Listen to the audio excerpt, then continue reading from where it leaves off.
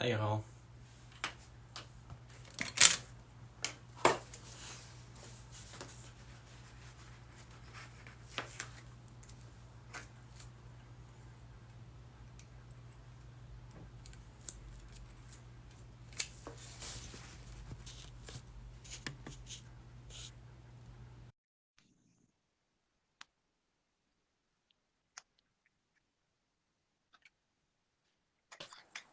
Hello.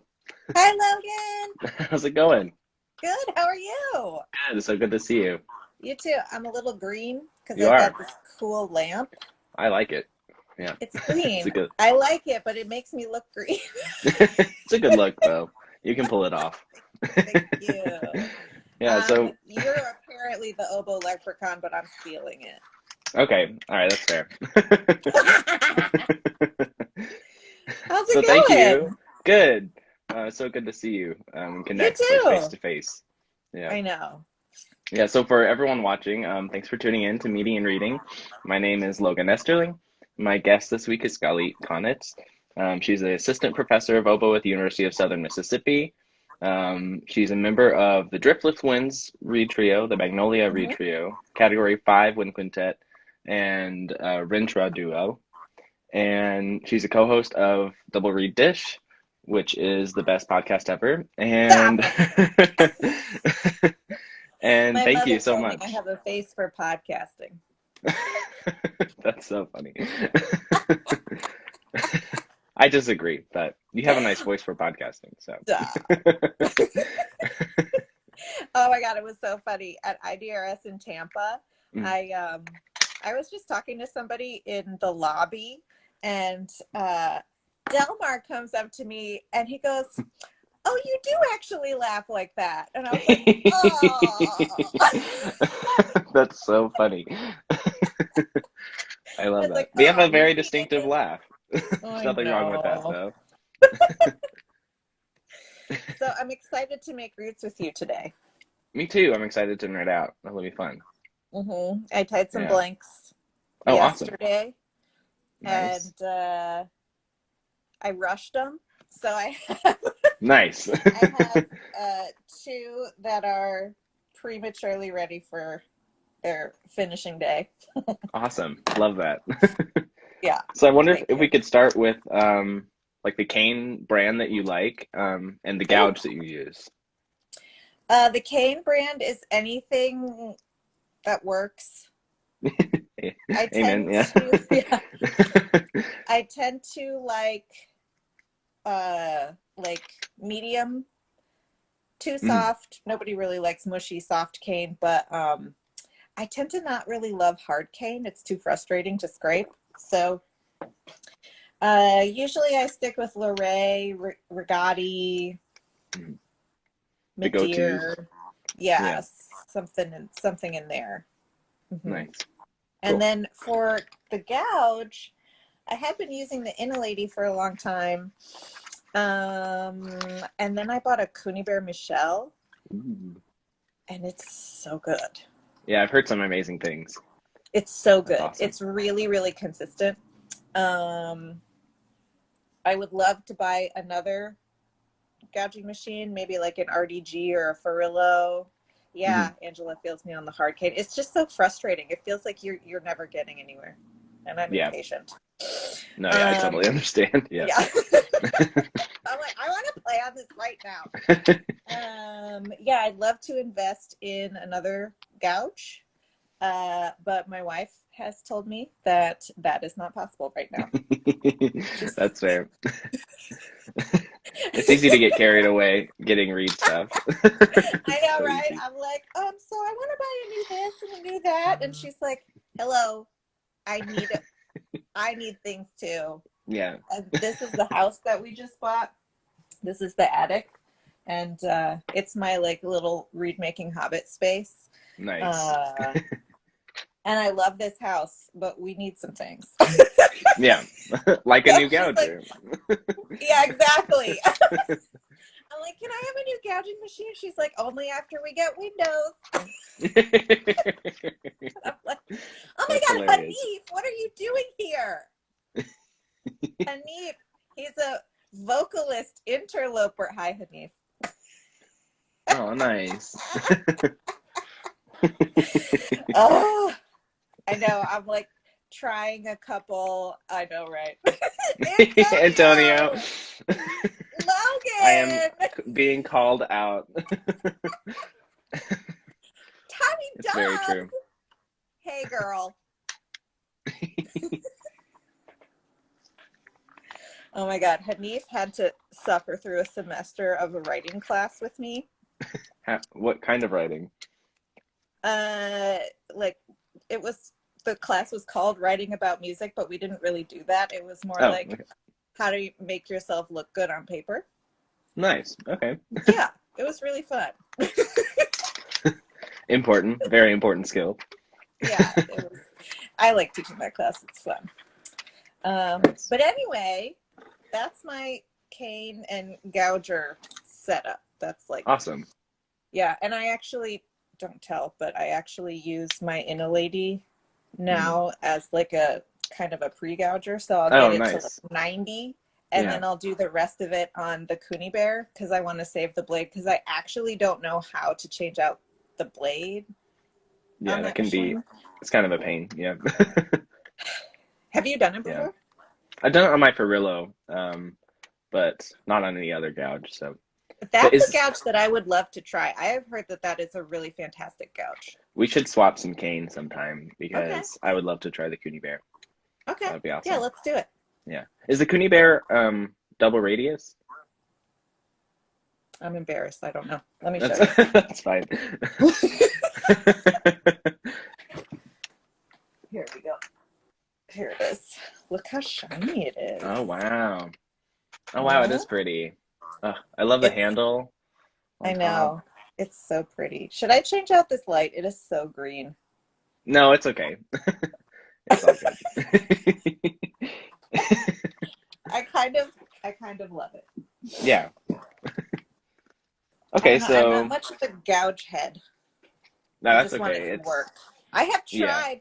I had a Ross machine, but those machines, like you kind of have to understand how to keep them working, and I Mm. don't have the head for that. So, Yeah.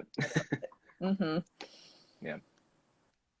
Nice. And how do you think the reeds you make on the Inaledi compare to the Kuni Bear? Mm. On the Inalady, I don't get as much of a low crow, and the low Okay. crow feels much less stable, and it comes in way later. Gotcha. Okay. Yeah. So on the Kuni Bear, let me see if I. So this is the day 3 read Mhm. that I rush. Nice. But anyway, it's basically just got a heart and a tip, and it's already like Yeah, it's nice already and got a vibrant. lot of and I haven't even scraped them yet today. I'll play. This is it. I took the bark off of the back, but I haven't scraped it. I usually don't. I usually leave the bark on until day 3, Yeah. but I'm experimenting with taking the bark all the way off. We'll see what happens. Okay, nice.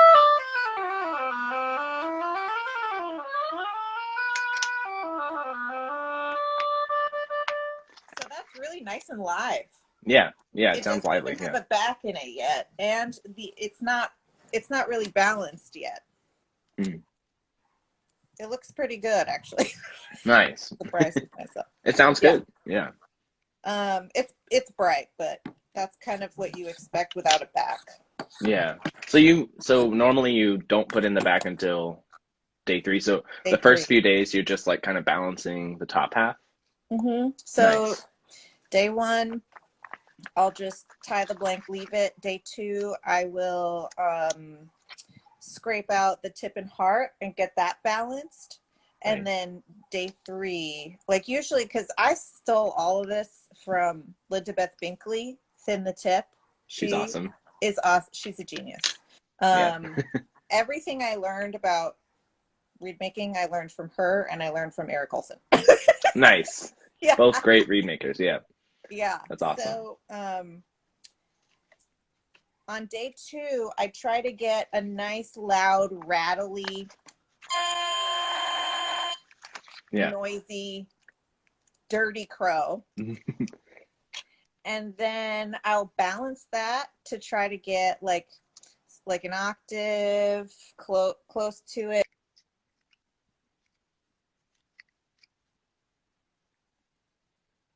Uh-oh. Looks like I froze. Did I? Yeah, it keeps freezing a little bit. I'm catching like every other word.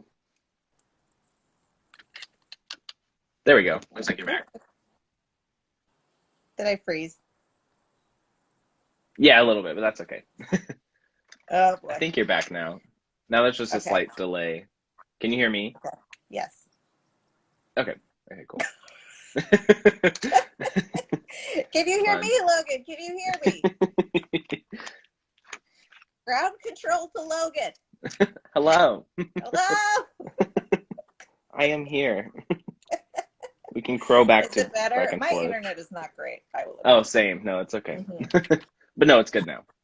But yeah, if I get a nice, loud, dirty, rattly read on day 2, and then I put in the back, putting in the back symmetrically will turn that into an octave, and it like locks it in. Nice. I like Yeah. that. Yeah. That's I got that from Linda Beth. So follow Thin the Tip on Yes. Instagram. Do everything she says. Yes. She came down to USM and Oh, she gave nice. like a 3-day read workshop Yeah. for me and my students. We learned so much. It was amazing. That's It so was cool. amazing. Plus, I got Nice. to hang out with her a lot. That was really fun. She seems like so much fun. She's really fun. And she's got this beautiful black lab named Riley. Aw, I Riley. know. That's a cute name.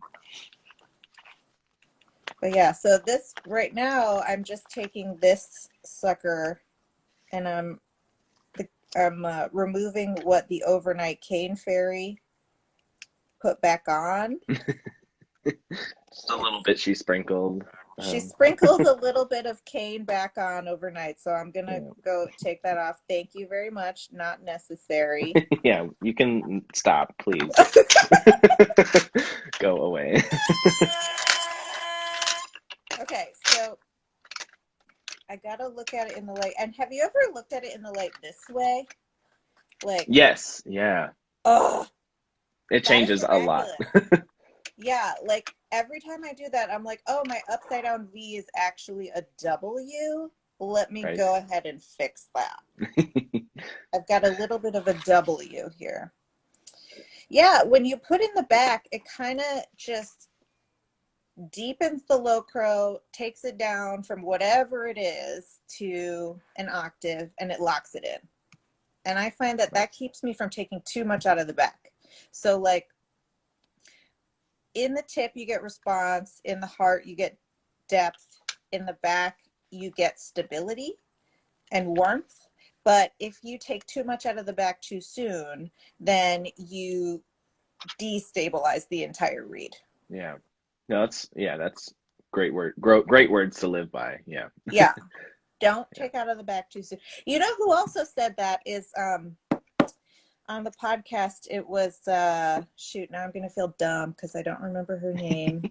The oboist of River Oaks Chamber Orchestra.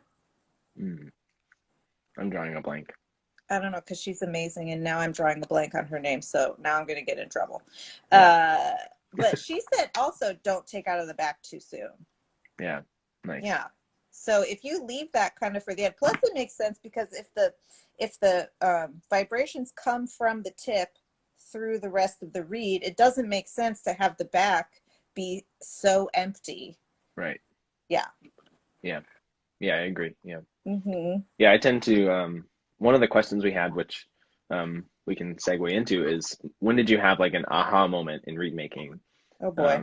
And, I'll tell which you is a funny story. yeah. Yeah, go ahead. Alicia Lawyer, thanks that's the more thank you. Nice. Alicia Lawyer. She's incredible. Alicia, I'm so sorry. I forgot your name.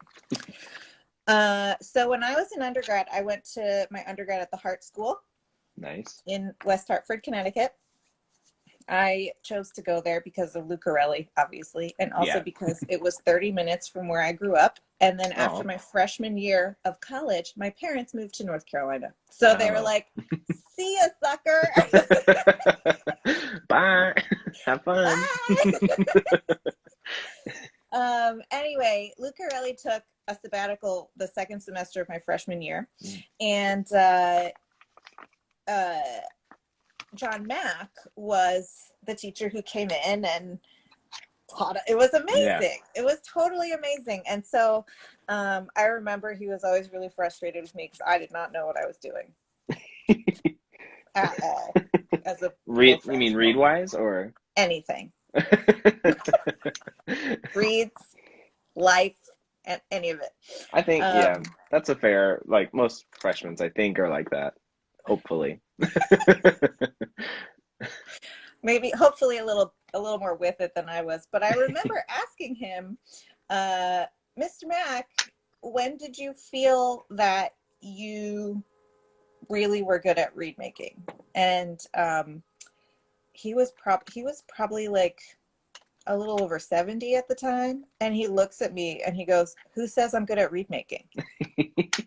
And I was like, all right. I get it now. I understand. Another thing, I guess, is that Lucarelli famously does not mood exactly. Lucarelli famously does not work on etudes really. And then my master's degree, I had 6 different teachers, and it was like really interesting, but a little less consistent than probably most master's students. So my read making was still like really, I don't know. I didn't really like the way that Lucarelli made reads was very instinctual because he'd been doing it for so long. And so I didn't really grasp a deep understanding of what all the different parts did, what the measurements needed to be, you know, what the proportions were supposed to be. I was really flying by night. And then through my master's degree, I didn't really get a clue. And then in my doctorate, Eric Olson was like, okay, you're going to do the tip at this measurement, you're going to do the heart at this measurement, and you're going to do this thickness and just do that. And I was like, huh. All right. Okay. Yeah. And that was a huge breakthrough. Okay. Because that really, it made it very concrete and black and white, and like, you do this, you get that. You do this, you get that. If you don't do that, you don't get this. That sounds nice. I like that consistency. Yeah. So that's how I try to teach too. It's like, if this is the problem, look at your read. What's going on with it? If you look at it and you see that there is a huge chunk at the end of the tip, that's probably where you need to start. Yeah. Or if your read is crowing an A flat, that's probably where you need to start. Yeah. Hopefully it's not. Hopefully. But if it is, it might be time to. Yeah. Maybe. Yeah. Just pass. Yeah. So I'm curious. Oh, hi. What measurements he had you start things at? Oh yeah, I still do this. So bottom of the tip starts at 66. Bottom of the heart starts at 61. Nice. No lower. And I still mark with a pencil. I still have like 3 pencils in my read case, and not in my read case, in my tool case. And I mark all of my blanks. Nice. This is the ruler that I have had since high school. Nice. It's trusty. Thank you. Yeah. I got really mad at my students last year because I was like, somebody stole my ruler. I had the ruler, then we had read class. Now I don't have the ruler. One of you has the ruler. And then I was like interrogating all of them, and it turns out it was just under some paper on my desk. Sad. Mm. I was like, because of you people, I'm gonna have to buy a new ruler. And blah, blah, blah. I lost it, and then I found it. Yeah. Well, I'm glad none of your students are thieves. That is No, they're wonderful. They just positive. kind of like at this point. Yeah. All right. Okay, so at this point, I took a little bit off the tip from that very generous cane fairy. I'm checking for symmetry, which stop, Mark. Mark. I see a little tiny chunk at the bottom corner, right at the bottom corner of my right tip, so I'm going to go in there and get that out. Nice. And I also have to measure the whole thing, see where we're at. I'm just over 71, so I have plenty of wiggle room. Nice. Okay. So now I'm going to go in. This is day 3. I'm going to start scraping in the windows. Okay. And I'm going to remark with my pencil. Because if I'm not careful, I'll have one window that's like a whole millimeter higher than all the other windows. Oh, wow. Okay. I get a little scrape happy. What are your measurements, Logan? What do you do? Yeah, I generally do the same. I'll start my tip at either 66 or 67 or maybe somewhere in between. Mm-hmm. And then heart generally starts around 61, maybe 60. Mm-hmm. Yeah, and then I generally start, the back of this, like start the back of the scrape around, I don't know, 4 millimeters above the thread. Mm-hmm. But sometimes that varies depending on kind of the opening of the reed and how much I want to force leverage down there, right? Mm-hmm. Yeah. So when I'm scraping in the back, I start at the top of the back and I work my way down. Nice. Do you do that too? I tend to just start longer scrapes from the back. But I do find that I end up like, that area right below the heart, that kind of magic little area. Mm-hmm. I do focus on there a little more. Mm-hmm. Do you go in and turn it around? I'll go in and like turn it around and scrape it this way. Ooh, no, I haven't tried that. I should try that. Eric Olson taught me that. So let me see if I can do it so you can see. But like, here we go. So I'll go in and I'll like scrape it like that next to the spine. Nice. Okay. Yeah, on either side, because then you have like that 4 corners area, and you can often have just a huge chunk of cane right next to the spine, in between the heart and the back. Nice. So yeah, I try to go in there and smooth that out. Yeah, and that can really restrict those lower vibrations. Yeah, it really can. It's a beautiful day here in Mississippi. I've got the windows open. It's like 65 degrees. That's lovely. Sunny. It's a little bit rainy here in Seattle. Surprise. Oh, surprise. But, yeah. So I'm curious about, well, if you want to keep talking about your read, you can, but I'm curious about how, like, weather in Mississippi affects your reads. Yeah, I mean, a couple days ago it was like 40 and today it's 65. So I try to just have a lot of reads. I don't know if there's anything else you can do about it. Yeah. Okay, I need to do more in the back because we still have that really loud, rattly crow. But I think this is going to be a decent little read. Nice. Mm-hmm. Oh, also, I forgot to ask about the staples you use and the shape you use. So I've been using Cherugi 2s. Nice. And I really like them. I've the only other size of cherugis that I've tried is the 2 plus, and they don't fit on my mandrel. Oh, okay. Gotcha. They're a little too wide for my mandrel. I know that they've come out with like 5s, 4s, 5s, and 6s maybe. Yeah. I haven't tried them yet. I'm curious to see how that works. We're getting there. And what did you use prior to using the Chirugi? I used Stevens. Okay. Stevens tubes. Yeah, and those, well, he died, and, you know, he obviously couldn't make them anymore. How dare he? Yeah, rude. So already that's getting a little bit more under control. And I need to clip it because you can see the tip is like crazy long. Oh, yeah. Yeah, she's long. Yeah. Mm-hmm. And then for my shape, I have been using for the last year or so a Mac Pfeiffer. Okay. Which I really love. I had been using a Mac Plus.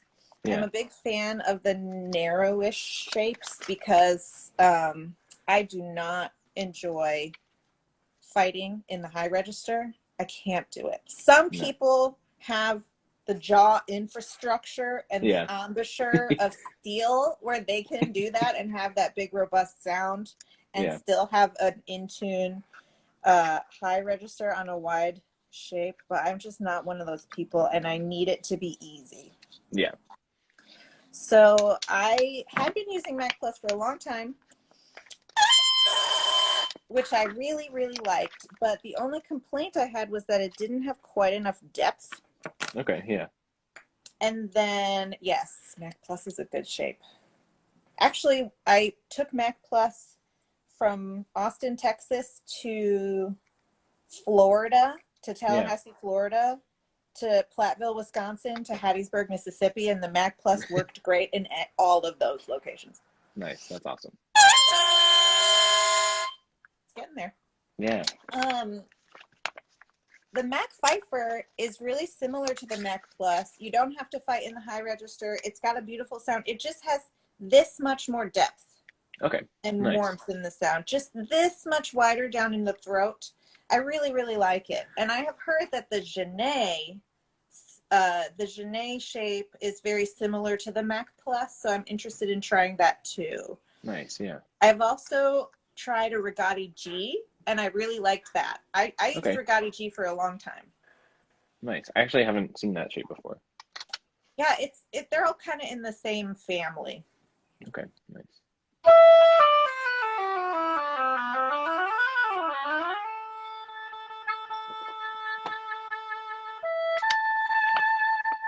So that's really nice. Yeah, really sounds like it's sitting up. Yeah. Yeah, it's sitting up. It's nice and bright, which I like at the beginning. Mm-hmm. We're really, really close. We're really close to an octave. Angela said, "You're making me want to try Mac Pfeiffer." I think that is how it's spelled, Angela. I think so. Yeah. I think so. Maybe. Yeah, I'm really interested to try the Genet now that I know about it. Eric Olson on the Read Talk podcast. Shout out to Courtney Miller and Margaret Marco. Yes. Eric Olson said that the Genet shape is like the Mac Plus, except you don't have to line it up with the top of the ears. Okay, that's nice. Did y'all know that? Like with the Mac Plus, a lot of people line it up at the top of the ears instead of putting it down where you think it should go, and it's the only shape that you do that with, I'm pretty sure. Yeah, I do that with mine, yeah. Yeah. So he said the Genet is like an extended Mac Plus. Nice. So that it's very similar. We shall see. That's another thing where my wife is like, do you really? Do you need it? Are you sure you need another shape? Are you sure? Yeah. I'm like, I really want to try the Mac Plus Plus. And Antonia was like, what's the difference? And I was like, it's just like the tiniest tiny bit wider, just a tiny, tiny bit. And you're like, I need it. And he's like, what? No, he's like, don't. Yeah. Angela, try the Mac Plus and line the folded cane, the top of the folded cane up to the top of the ears and see how that works for you. It might keep it just a little bit more up. Yeah. Mm-hmm. Nice. Yeah, we need it. We do need it. Yeah. Mm-hmm. But and it's also dependent on your oboe and your gouge. I always use 10 to 10.5 cane, and I have a Marigot oboe. Oh, nice. Okay, cool. Yeah. Yeah. So that also makes it different because the Marigots are super free blowing. Okay, nice. Yeah. Mm-hmm. Have you always played Marigos? No, I played Leray for a really long time. And then probably, I guess it was 3 years ago. Oh, yeah. Please let me know, Angela, Yes. if it works for you. 3 years ago, I just tried a couple of Marigos and a couple of Lorrays because my oboe was really old and like totally blown out. And I just fell in love with this instrument.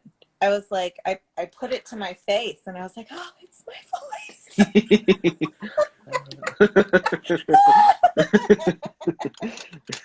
And again, my wife is like, are you sure? That's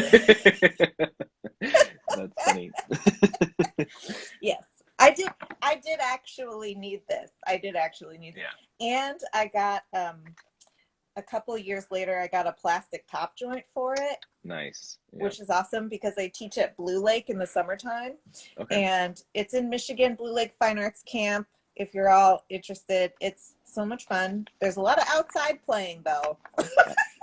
Sounds like fun. So and scary, like, but I am not playing my brand new Marigot outside in the summertime in Michigan. It's like so humid and hot, but then the next day it's crazy cold. And I'm like, there's no way that's going to happen. No, bad. So that plastic top joint is like, I played it all summer. It was so great. Nice. Sounds awesome. Oh, Mark, that's awesome. Oh, that's cool. Yeah, Blue Lake is beautiful. It's beautiful. Nice. Hopefully I get to go back this summer. Okay, I'm going to clip again because this is still like crazy long. Nice. Okay. Yeah. You can't really see it, but you'll just have to take my word for it. What is your general finishing length? I usually try to stay between 69 and 70. Nice. Okay. Yeah. If I go longer than that, it usually, I will tell Heidi. If I go longer than 70, it never stays there. Okay. I'll always clip it back the next day. Yeah.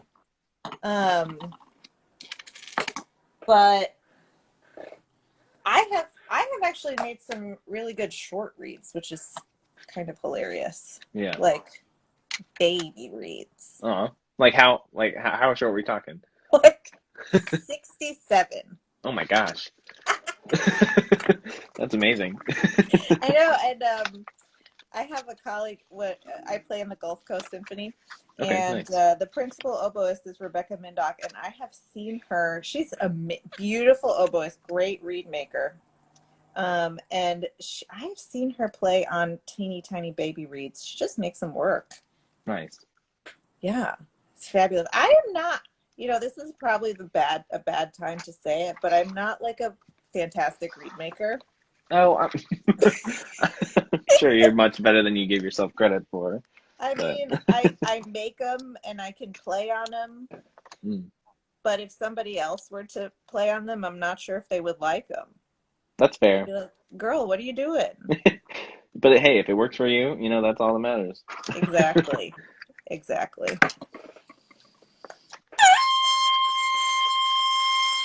So my low crow is gone. I got to get it back. I'm going to dunk it in some water. The low crow is imperative. If you don't have a low crow, it's not gonna be a good read. Yeah. Do you know what else Linda Beth opened my eyes to that I didn't realize I was doing? Was when I was tying blanks, I wasn't checking both sides of the mandrel while I was tying to make sure that it was flat on the tube. Yeah. I would check one side, be like, okay, it's flat, and then keep tying. Yeah. but I would never check the other side. And she looked at all my reads and she was like, these are all dog-legged. You know how a dog's leg is like, Yes. and I didn't even know it was possible that it could look straight on one side, and when you flip it over, it's completely cockeyed. Yeah, that's kind of disturbing sometimes. I know, I had Yeah. no idea. And then ever since, my reads have been so much better. Nice, nice. That's awesome. So if you're having trouble controlling your crow and you can't figure out what's wrong with your reads and everything else looks normal, try looking at both sides while you're tying, because if you're anything like me, like it'll look perfect until you flip it over and then the other side looks like a 3-year-old tried to do it. Oh, that's funny. Ooh, we're getting closer. And is this on the Cooney Bear? Yes, this is Okay. a Cooney Bear. Nice. Now I'm just taking a little cane off the top of the part behind the V.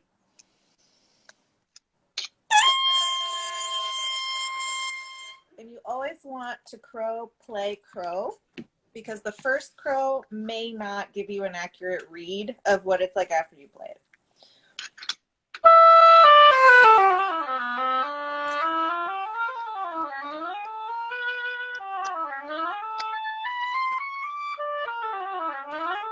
That's not bad. Yeah, sounds nice. I still have way too much in the windows, so that's where I'm going to go next. Nice. Okay, another submitted question we had was, how do you get rid of a fuzzy tone, like a read with a fuzzy sound? I think that probably lives in the definition in the tip. Mm. So I would guess that a read with a fuzzy sound probably doesn't have great response. And there's probably an uneven slope toward the end of the tip and an uneven slope down to the sides of the tip. Yeah. And I would be really interested in seeing if the upside down V is symmetrical and equally defined on both blades, because I would guess that you probably have one blade that is more defined than another. Mm. And you probably have more like that. Gotcha, instead yeah. of What do you think, Logan? I agree with that, yeah. And I think Mhm. definitely the like evenness out to the corners is huge. That's huge. Yeah. Yeah. Symmetry is going to be everything. And if you can find all kinds of different ways of looking at the read, like I can see now that I am not perfectly symmetrical in my definition of the V on both sides, and I'm usually neglecting the non-crossover side. So yeah. I'm going to sharpen my knife and I'm going to look at the non-crossover side. I tend to always start on the crossover side when I scrape, and then I get tired and impatient. Oh my God. Everyone, buy honey from Ed's Backyard Bees. Hi, Professor Hafer. I want some honey. I'm going to get some. Ed's Backyard Bees is my musicology colleague at USM. Nice. And he is very passionate about German romanticism, I would say, and bees. Nice.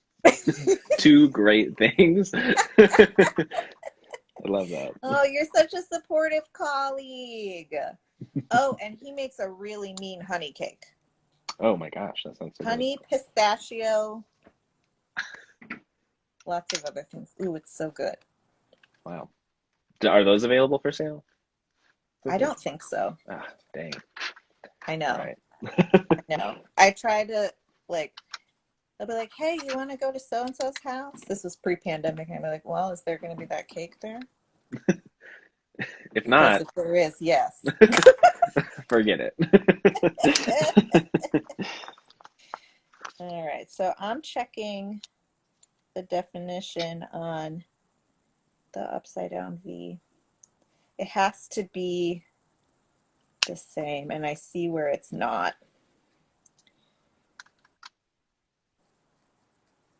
Okay. Got to keep yourself honest. Yes. With the light and with the ruler and with a sharp knife. Yes, sharp knife.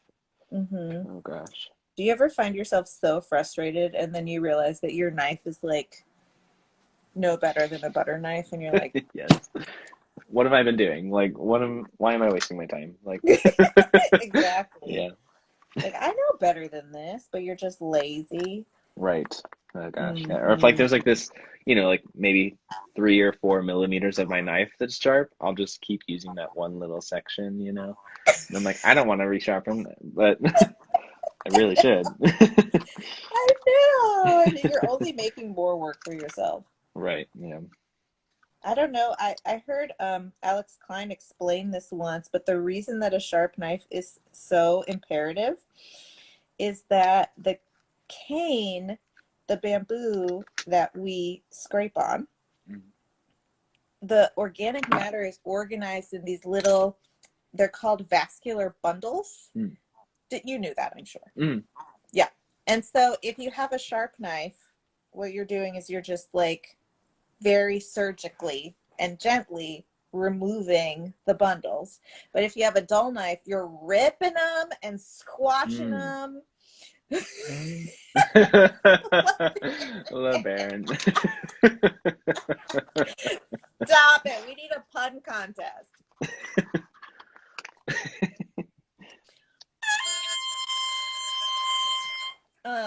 So the little vascular bundles in that make up the cane are hollow.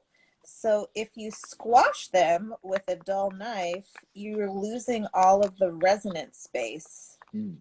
that the reed needs to create sound. The sound waves have to But he keeps going. LeBaron, you're too funny. So when you have these intact bundles, you have intact air tube pockets in the cane, and so that's what the sound will resonate through. And if Nice. you squash them, there's no resonance, and then you get a reed that sounds like it has no go and no resonance.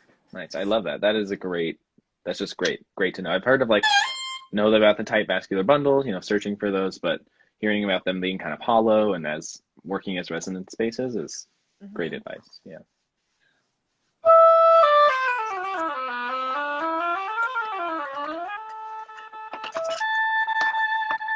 So that's kind of a nice day 3. I think I'm going to leave it alone. Yeah. Sounds Let's hear lovely. the crow. Just kidding. It has no low. I can't leave it.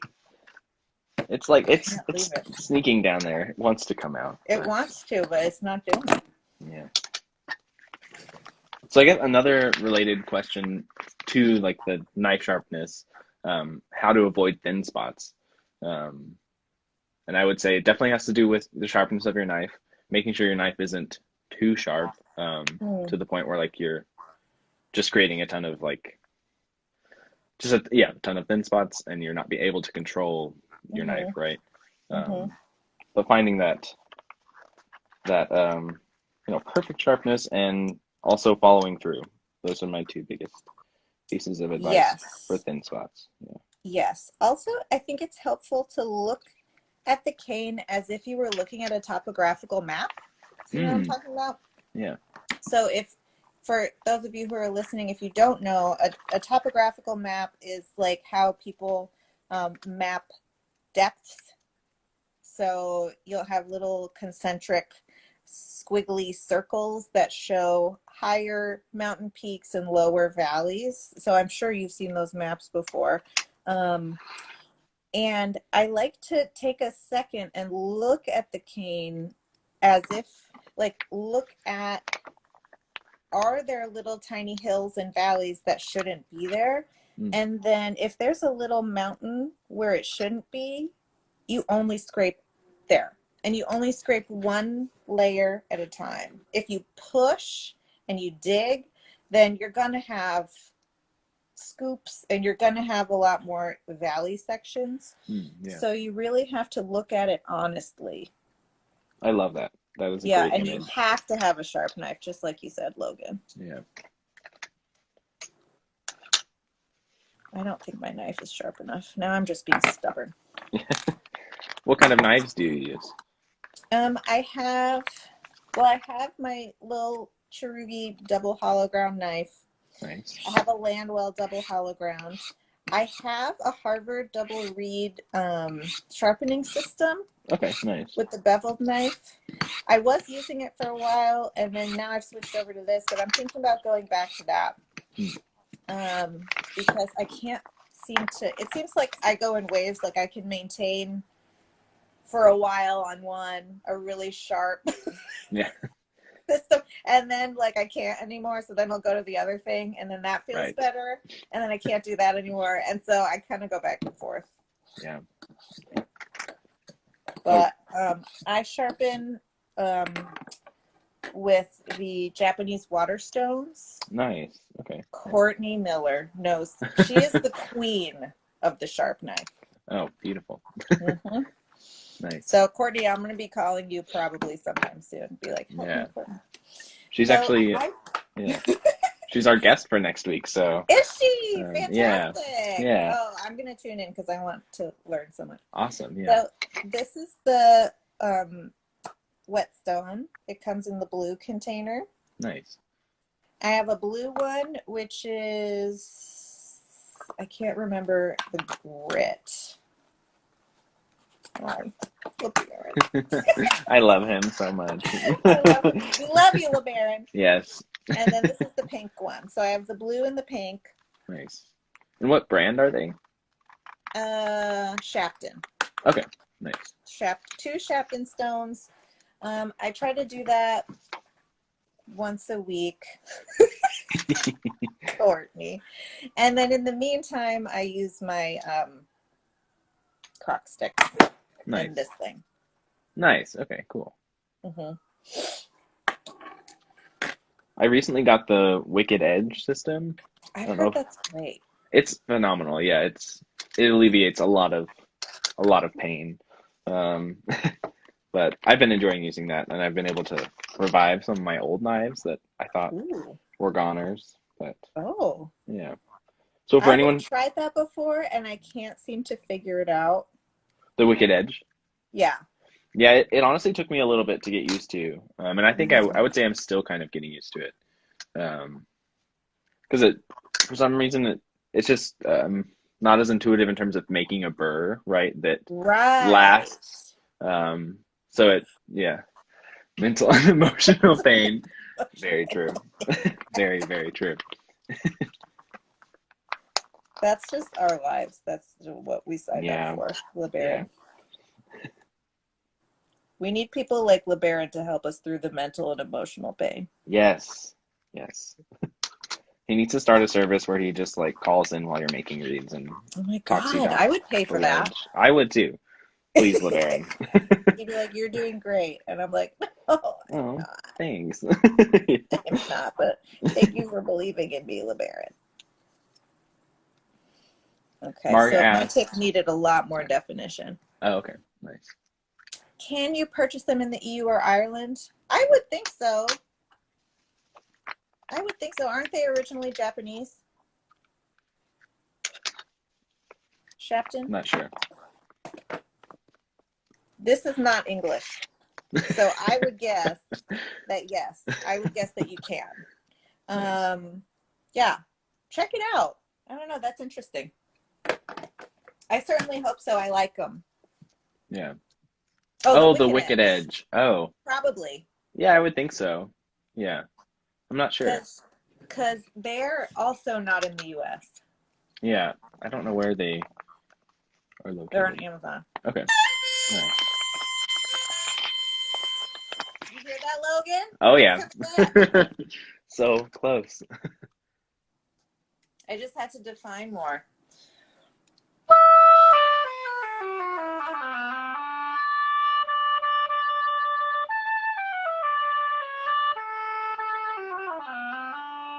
Yes.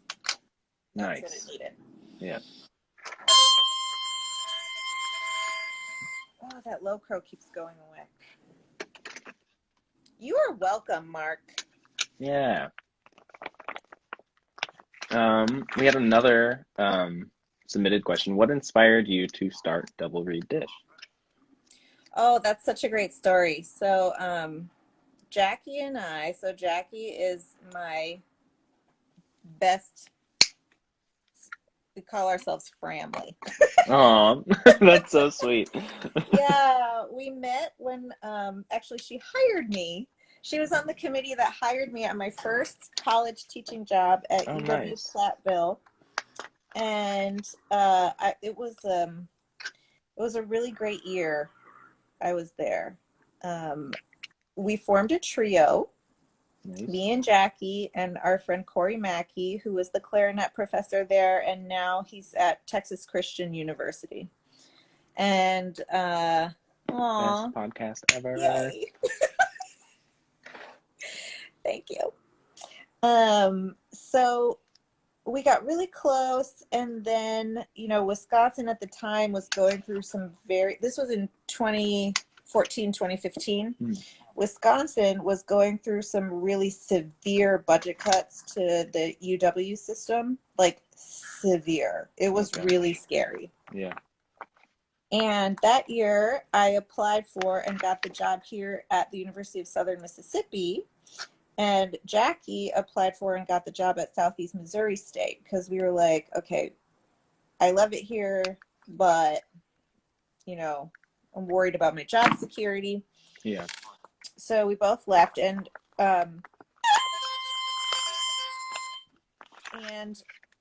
we were still playing with Corey. We had all these tours planned, and we were Jackie and I are both really big podcast listeners. Nice. We used to listen to the same podcast a lot of the time, like Call Your Girlfriend and some murder podcasts. Yes. I'm a bond over those. Yeah, I'm obsessed with Crime Junkie right now. I just can't stop listening to Crime it. So good. Boop boop boop beep bop bop bop beep bop bop bop bop bop bop. So good. Okay. There we go. So then we were kind of talking about how, like, other instruments have podcasts, like percussion and flute. Clarinet had been out for a long time, and we were big podcast heads, and so we were like, it would be really cool to start a podcast, Double Reed specific, because as you know, classical music is very privileged, location specific. Like, if you have access to a great orchestra and great teachers in your major metropolitan area, you have a huge advantage over somebody who maybe has grown up in the middle of nowhere. Sue Kerslake! Sue Kerslake made my wedding dress. Oh, that's so sweet. Hi, Sue. So we were, Jackie and I both came from families that didn't really have a lot of, like, savvy about the music business. Classical music. Yeah. And we thought, well, how cool would it be to provide a resource that if you have access to the internet, you can get this information. Like, we wanted to bring access to people who may not necessarily have it and don't know that they don't have it. Yeah, I love that. Yeah. So that's how we started, and we were on a tour. We were playing for the College Music Society Conference in Santa Fe in 2016, and Jackie was driving down with her husband, Chris, and she was like, oh, yeah, we were throwing this idea around, and I don't know, if it seems like a lot of work. I don't know if we'll do it. He's like, I don't think it'll be that much work. Like, after a while, you just lather, rinse, repeat. And she's like, that's true. And so we got together at a salad bar and completely ignored Corey and Chris and planned out this podcast. And this was in the end of October. And we were like, okay, we'll release December 1st. And we definitely learned on the go. Many thanks to our first guests, Andrew Brady and Tony Marie Marchioni, because we really did not understand the tech Yeah. at all. Like, the tech for the first 15 episodes is Trey embarrassing. I'll have to go back and re-listen. Oh my God. It's so embarrassing. The guests are fantastic, but Yeah. the sound quality is so bad. But yeah, that's how we got started. Nice. And it's been amazing. We've gotten a lot closer. I mean, you know what they say. If you want to stay in touch with a friend, start a small business with them. Love that. Yeah.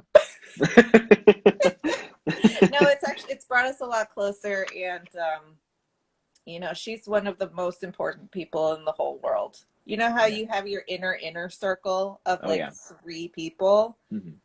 Yeah. Yeah, literally 3 people. Yeah. Yeah. You have your inner circle and then your inner circle. Oh, look, Baron. Sweet. Yeah, we definitely did grow because we got better at the technology and we got better at talking. Yes. Yeah, that skill takes a while to acquire. It takes a while. Luckily, we're both college teachers, and so that's our business is to just talk. Yes. And yeah, it's been wonderful. We really, it's been and we've always put the friendship first. From the beginning, we said if the friendship suffers, we're killing the podcast because the friendship is so important to both of us.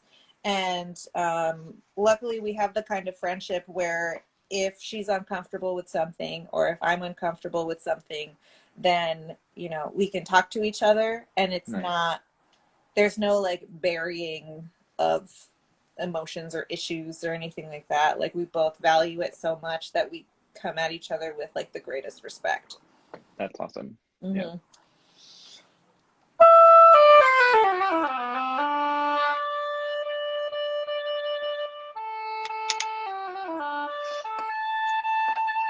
Can you believe this is the same read from... No. I think you're lying to us. It's the same.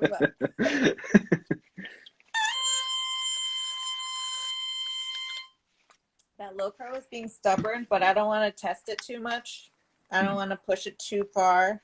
What is it? Preschool to grad school? Yeah. I don't want to go preschool to grad school, so I'm going to leave it alone. No, thank you. We'll see what happens tomorrow. I have a feeling that tomorrow I'm going to have to define the tip more. Nice, yeah. Mm-hmm. Did you know that if you crow and if you know how sometimes the reed will squeal? You blow too hard and the low crow goes away? Yeah. Courtney. Then it's the definition and tip. Nice. You should be able to maintain the low crow with more air. Yeah. Nice. I didn't know that. That's good. I was like, whatever, it's gone. Who cares? Yeah. Okay, now I'm baiting and switching Courtney. All right, so we have a few minutes left. I had one last question for you. So many questions. I love it. I'm curious, what advice you have for younger reed makers, younger oboists who are just starting out. That's such a great question. You have to do it. You can't be afraid to fail. You have to fail. Yes. Failure is essential. Yes. Failure is not failure in this case. Failure is success. The only way to fail is to not do it. Amen. Yes, I love that. Yeah, my wife tells me that all the time. I'm like, oh, I don't want to practice that because it's going to sound bad. She's like, the only way you can fail is by not practicing it. And I was like, okay. Dang it. Yeah. You're She's right. a horn player. They're smart. Oh, that's true. Yeah. Yeah. But yeah, I would say you just have to do it. You just have to do it and do it and do it and do it. And you just have to get all of the bads out. and you have to learn from all of the failures, and you have to sharpen your knife, and you have to invest in the equipment. Yeah. And yeah. Nice. That's great advice. Another thing, this is really practical. Mm. Make sure you're using consistent tubes. Yes. Okay. Yeah. Please. Yeah. That and makes a huge difference. Yeah. Yeah. And you can, by consistent, you mean just like a similar, like pick one brand, one type. Brand or size, make Yeah. sure that every single tube that you're trying to use fits on your staple in the same way. Yeah. Like, don't try to use like a super huge, like oval shaped one and then a teeny tiny round one. And yeah. Thank you, Courtney. Yeah. You just like, please use as consistent. If you can buy a lot of one kind of tube, that's awesome. I know that that's not always possible because they're so expensive. The Cherugi ones that I use the silver ones, and I think they're $4 a piece. It's expensive. Yeah. My students do staple swaps. Oh, that's cute. It's cute. And I love so that. if one of them has a bunch of tubes that don't fit on their mandrel, maybe it'll fit on someone else's mandrel. Nice. Yeah. So please, please, please be consistent in your tubes. If you think about it, a tube is a bocal. It's a teeny tiny little bocal. Right. And so if you're constantly changing your bocal, you're never, ever going to figure it out. Yeah. Yeah. It's an extension of the bore. And I think a lot of people don't think of it like that. Right. But it's really important. It's really, really important. So make sure that your staple fits on your mandrel and that you're not using all kinds of different shapes and sizes of staple. Yeah. Nice. And use your ruler. Yes. Rulers. Oh, Lord. Yes. Yeah. Awesome. Well, Galit, thank you so much for joining me. It's been so fun to nerd out with you, and I feel like I could just keep talking for hours. I know. So. Is it over already? I guess so, yeah. I had so much fun. Thank you for helping me make a good read. Of course. Yeah, anytime. Yeah. And we need to do a cane swap. Yes, seriously. We should. Yeah. Very good. Thank you guys for coming. I wish thanks we for could watching. all hang out in person. I hate this pandemic. Me too. Yeah, I'm over it. Bye, y'all. Thanks for watching.